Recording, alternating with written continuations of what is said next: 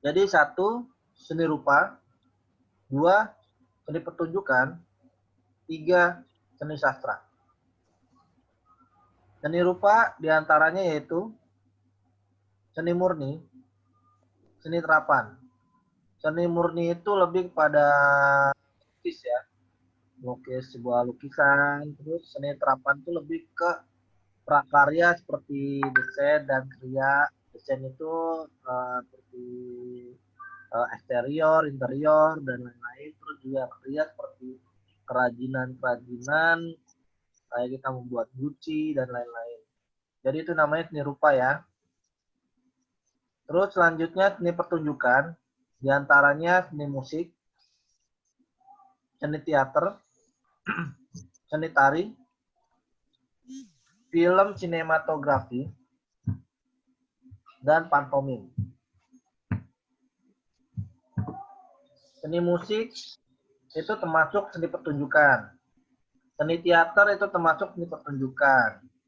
Seni tari juga. Sinematografi juga, pantomim juga. Seni musik yang kita lihat kan sering lah ya, kayak Kangen Band dan lain-lain. Raja, tahu nggak Kangen Band? Assalamualaikum warahmatullahi wabarakatuh. Waalaikumsalam. Maaf ya Pak, telat Pak. Siapa namanya? Damar Pak. Andi. Ah? Damar. Oh, Damar. Di Pak. Iya. Bentar, Bapak absen dulu. Andi. Oh ya, Perslopmu. Damar, kamu masuk ke classroom. Kamu absen sendiri ya, nanti ya. Classroom Pak. Ya.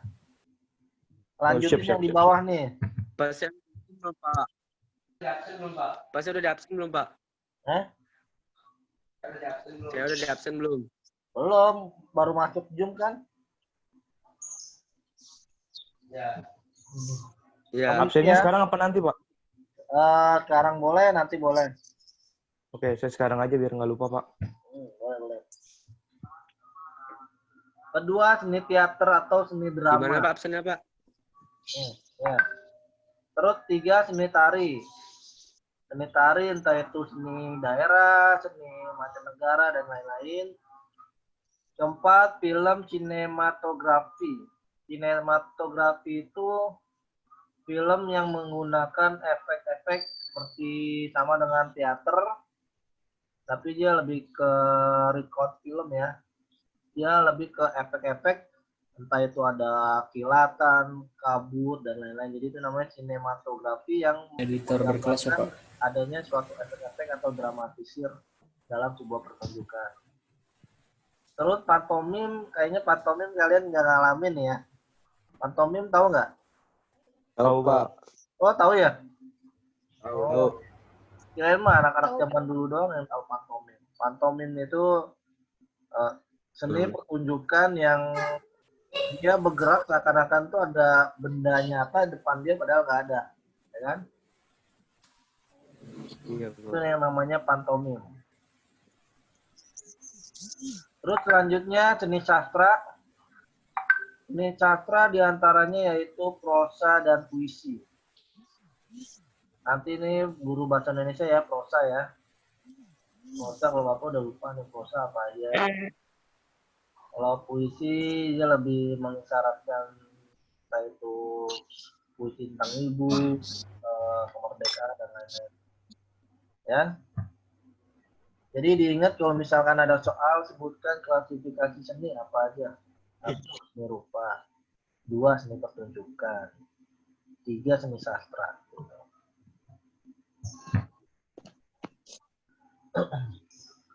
Terus selanjutnya pengertian seni budaya dari bahasa Sanskerta yang istilahnya yaitu sani.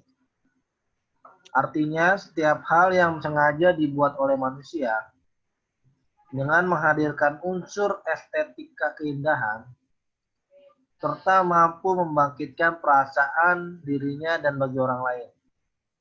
Jadi seni budaya itu lebih pada menghadirkan estetika keindahan untuk membangkitkan perasaan senimannya dan juga orang lain yang melihat hasil dari seni kita dan seni budaya kita.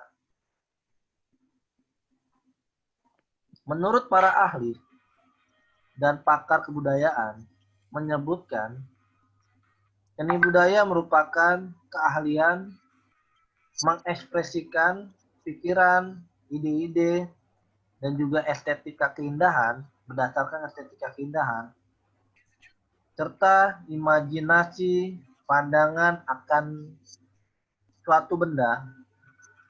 Kalau di lukisan itu benda dan kriya seni murni itu lebih ke benda imajinasinya. Dan suasana, misalkan kalau lagu itu musik suasananya lagi sedih, mellow atau apa. Dan karya yang mampu menimbulkan rasa indah untuk menciptakan peradaban yang lebih maju. Jadi ini gunanya adanya seni itu mampu menciptakan peradaban yang lebih maju. Jadi menciptakan sebuah peradaban.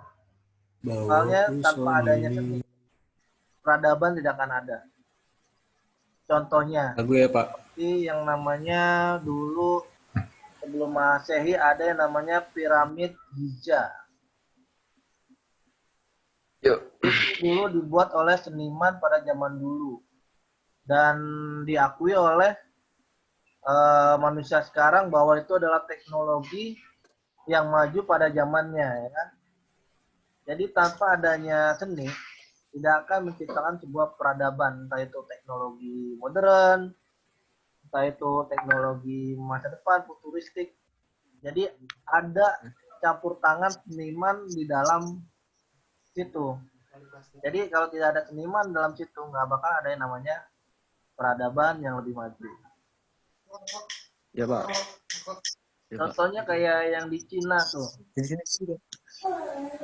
dia kan mulai membuat Sini kok. transportasi futuristik yang kendaraan yang berada di atas mobil.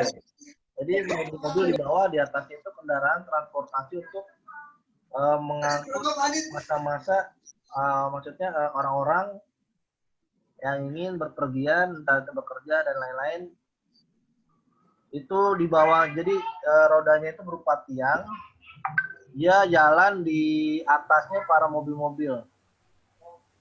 Nah itu yang namanya ada yang namanya seniman di dalam situ, menciptakan sebuah inovasi, kreativitas, ide-ide, dan pemikiran yang sehingga mampu menciptakan peradaban.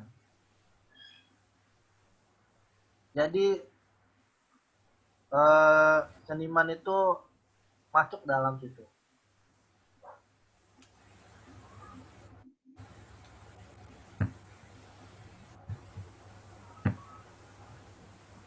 Oke, selanjutnya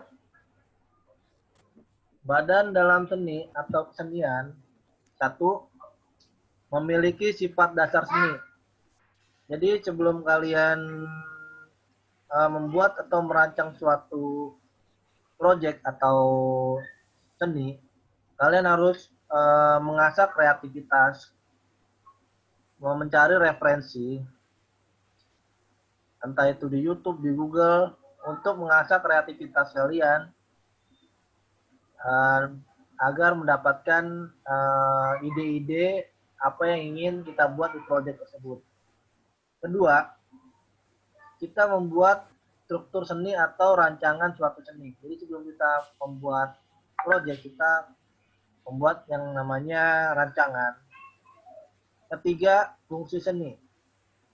Fungsi seni untuk kalian menceritakan, kalian membuat seni ini atas dasar fungsi apa.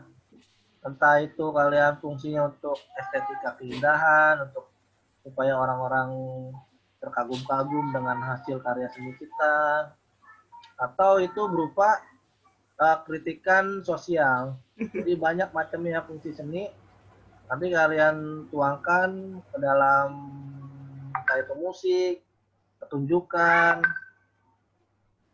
seni rupa, dan lain-lain ya.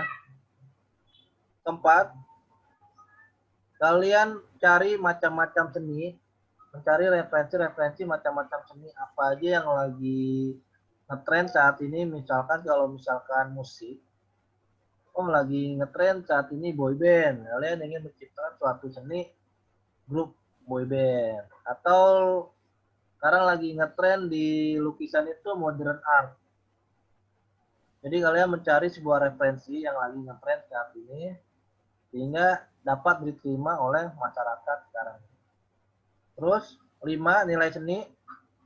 Nanti Bapak jelaskan di slide selanjutnya.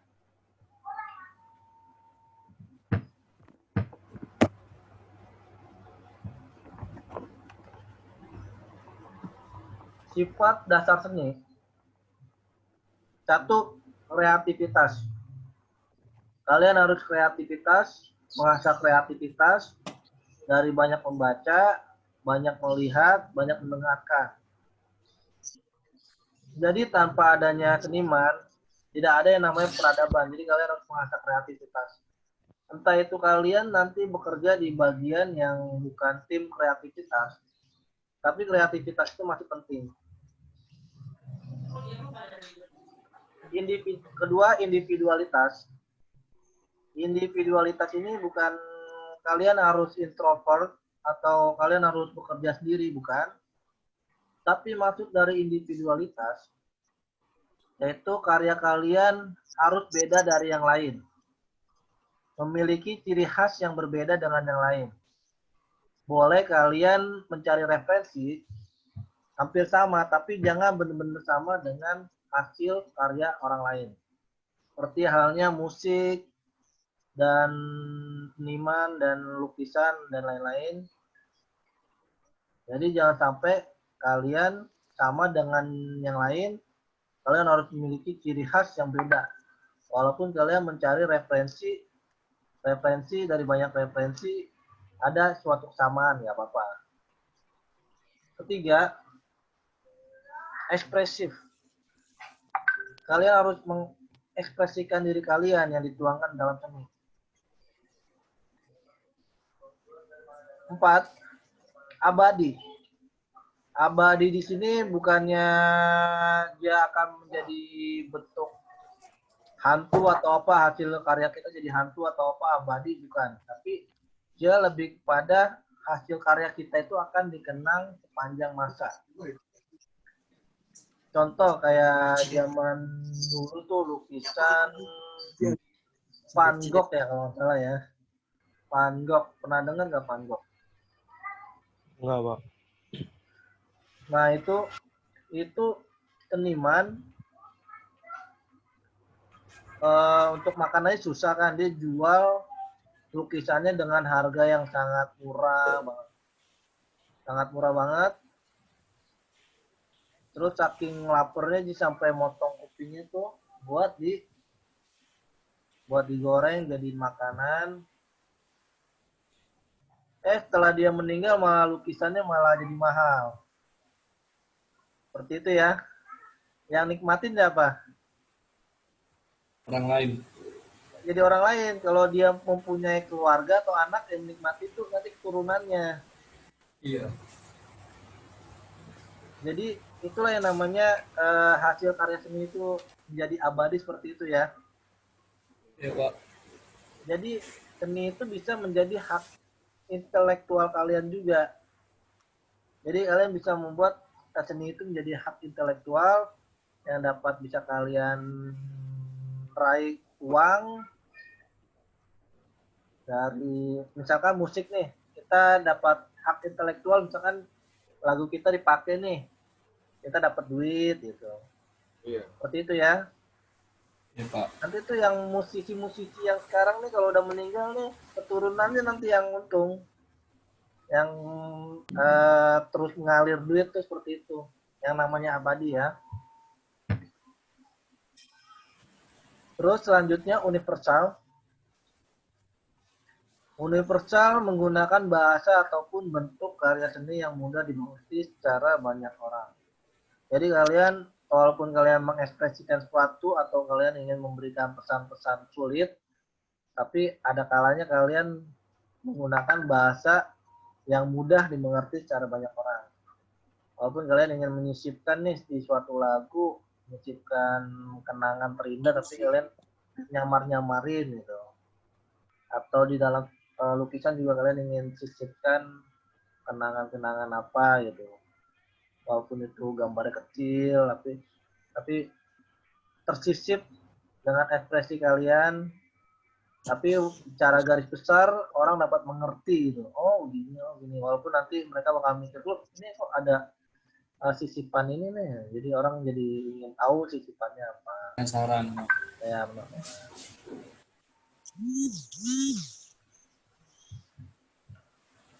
Selanjutnya, struktur seni. Struktur dalam seni, kalian harus menghubungkan sejumlah unsur-unsur seni. Di sini kalian harus merancang ya. Jadi merancang dengan menghubungkan unsur-unsur seni apa aja yang ingin kalian buat. Kalau di musik, kalian ingin merancang nanti intronya ini notnya apa nih? G apa, A minor atau apa. Kalian rancang tuh. Oh nanti kalau musik apa sih? Intro, refnya apa nih gitu. Jadi kalian merancang ya, menghubungkan yang kalian buat unsur-unsur seninya. Terus kedua, tema. Kalian buat temanya itu apa? Misalkan di dalam seni rupa ada yang namanya tema, saya mau bikin Tematik. apa? Naturalisme. Nah, naturalisme. Kalian ingin buat naturalisme. Saya ingin buat tema naturalisme lah. Yang natural gitu, yang mirip seperti orang. Terus, saya mau surrealisme yang fantasi-fantasi. Atau, saya mau tema musiknya itu mellow lah. Biar Romantisme, Pak, romantisme. Saya, ya. Romantisme, Pak. Ya, romantisme, saya mau romantisme lah. Biar bisa dapet pacar.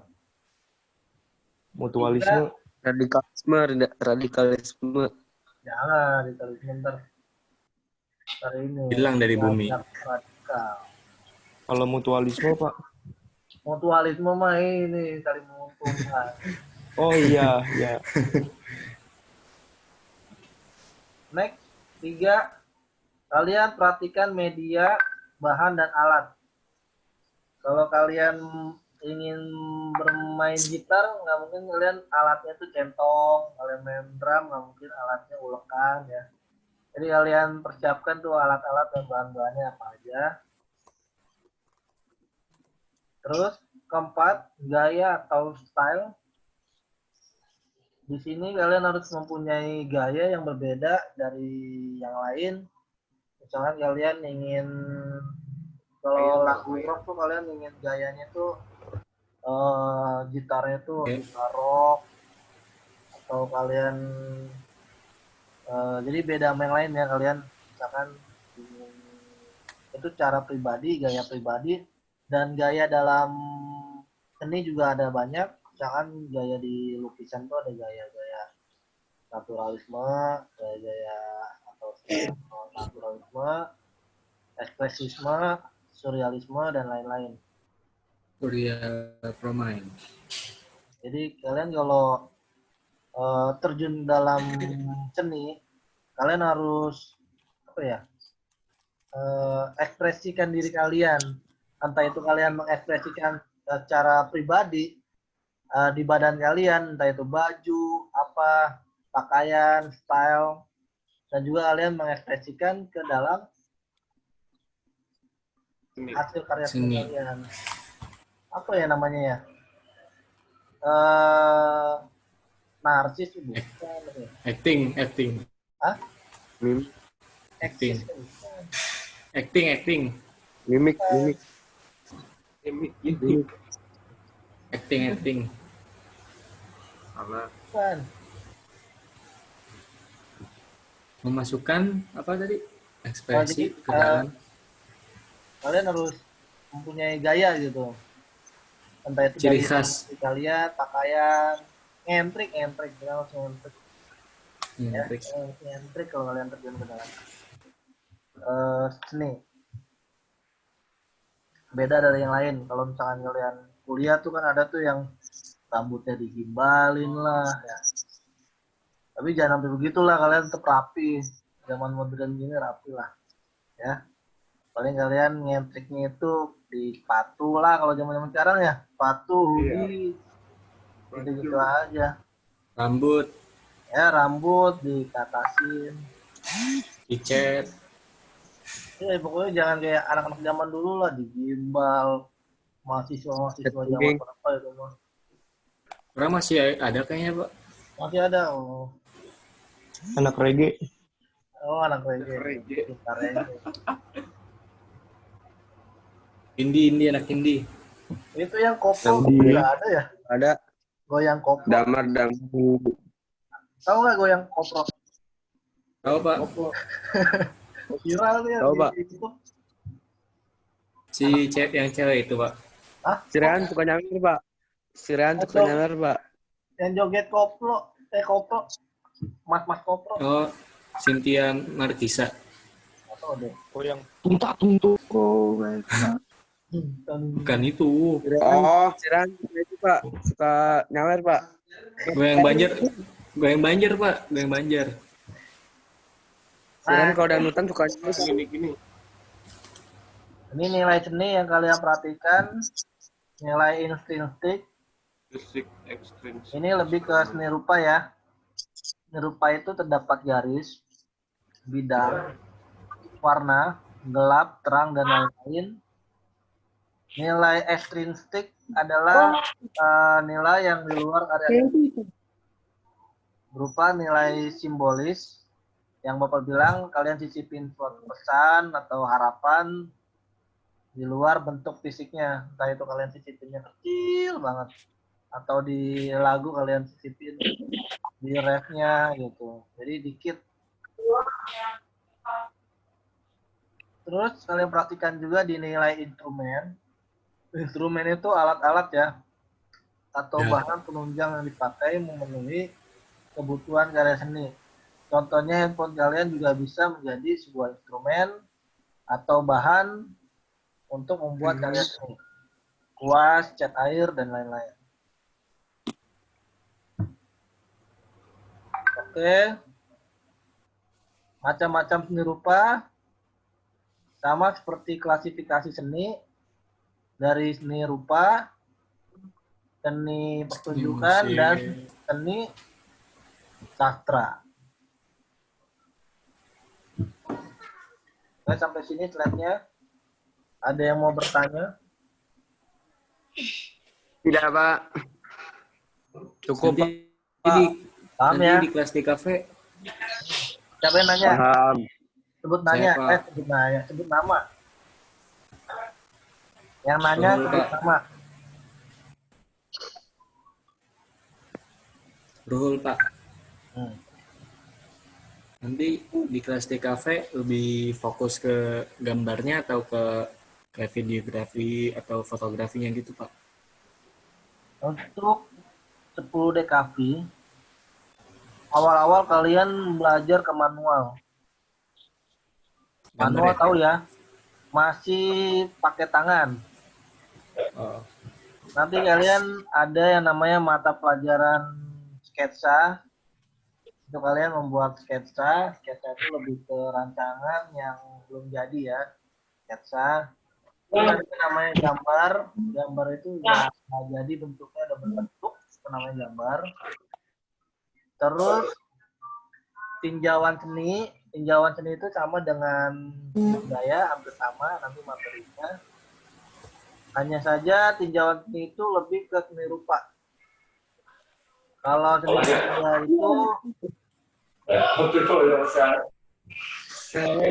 itu lebih menyeluruh, ada musik, ada pembuatan